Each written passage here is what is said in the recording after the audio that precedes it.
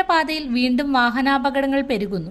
ചെറിയൊരു ഇടവേളയ്ക്ക് ശേഷമാണ് മലയോര പാത വീണ്ടും അപകടപാതയായി മാറിയത്. കഴിഞ്ഞ വെള്ളിയാഴ്ച രാവിലെ പാക്കഞ്ഞിക്കാട് വളവിൽ വെച്ച് ഓട്ടോറിക്ഷയും ബൈക്കും തമ്മിൽ കൂട്ടിയിടിച്ച് 3 പേർക്ക് ഗുരുതര പരിക്കേറ്റതാണ് ഏറ്റവും ഒടുവിലത്തെ സംഭവം.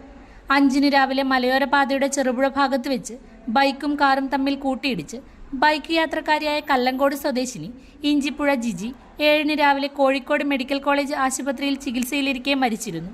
ജിജിക്കൊപ്പം ബൈക്കിലുണ്ടായിരുന്ന ഭർത്താവ് സുനിൽ ഗുരുതര പരിക്കുകളോടെ ഇപ്പോഴും ചികിത്സയിലാണ്.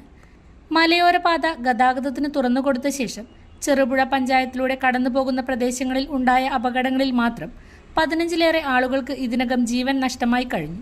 കൊടും വളവും അശ്രദ്ധമായ ഡ്രൈവിംഗുമാണ് ഒട്ടുമിക്ക വാഹനാപകടങ്ങൾക്കും കാരണമാകുന്നത്.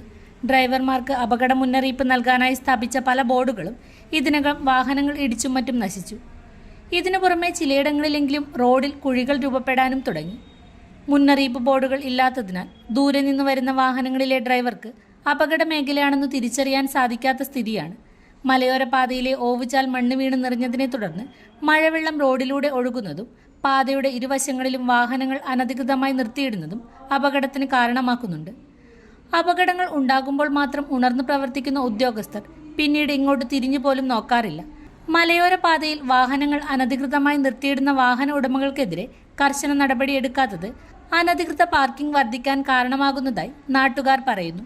മലയോര പാതയിലെ വാഹനാപകടങ്ങൾ ഒഴിവാക്കാൻ അടിയന്തര നടപടി സ്വീകരിക്കണമെന്നാണ് നാട്ടുകാരുടെ ആവശ്യം.